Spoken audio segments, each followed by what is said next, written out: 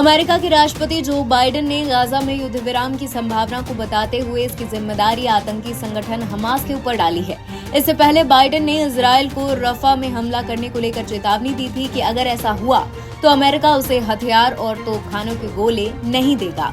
Biden ने शनिवार को कहा कि गाजा में युद्ध विराम कल संभव है अगर हमास अपने कब्जे में तैनात 128 बंधकों को रिहा कर दे। अमेरिकी राष्ट्रपति ने सिटाडेल में एक फंड रेजर कार्यक्रम के दौरान कहा कि अगर हमास बंधकों को रिहा कर देगा तो कल युद्ध विराम हो जाएगा।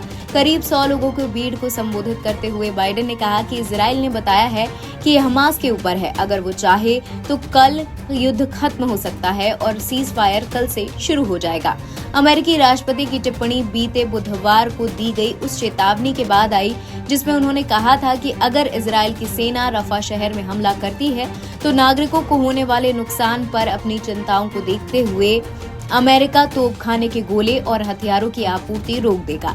CNN को दिए एक इंटरव्यू में बाइडेन ने कहा था कि अगर इजरायल रफा के अंदर जाता है तो मैं उन हथियारों की आपूर्ति नहीं करूंगा जो शहर को तबाह करने के लिए बनाए गए हैं।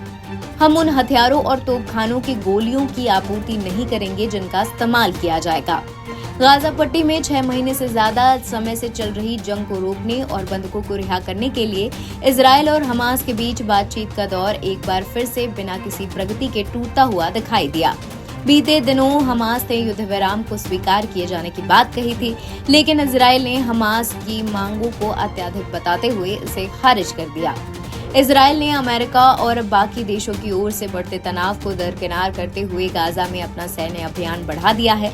इजरायल ने गाजा के दक्षिणी शहर रफा को खाली करने का नया आदेश जारी किया है, जिसके चलते हजारों लोगों को दूसरे स्थानों पर जाने पर मजबूर होना पड़ा है। रफा हमास का गाजा में आखिरी बचा गढ़ है, जहां इस समय 10 लाख से ज्यादा फिलिस्तीनी विस्थापित होकर शरण ले चुके हैं।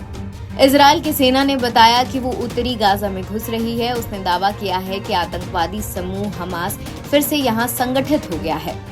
इसके अलावा हमास नेता और इजरायल पर हमले का मास्टरमाइंड याह्या सिनवार रफा में नहीं है।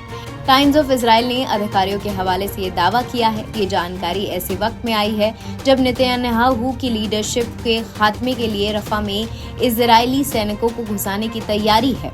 अधिकारियों के मुताबिक हाल ही में इंटेलिजेंस के मुताबिक सिनवार रफा से 5 मील दूर खान यूनिस की सुरंगों में छुपा है। उसे आखिरी बार फरवरी में हमास की बनाई सुरंग से गुजरते हुए देखा गया था। वो अपने परिवार के लोगों के साथ था। इस जानकारी के बावजूद इजरायली प्रधानमंत्री बेंजामिन नेतन्याहू गाजा के आखिरी बचे हुए शहर रफा में मिलिट्री ऑपरेशन को जरूरी बात कह रहे हैं। उनका कहना है कि हमास की लीडरशिप को जड़ से खत्म करने के लिए रफा में वो घुस रहे हैं, जबकि अमेरिका ने इसका विरोध किया है। NBT ऑनलाइन की रिपोर्ट।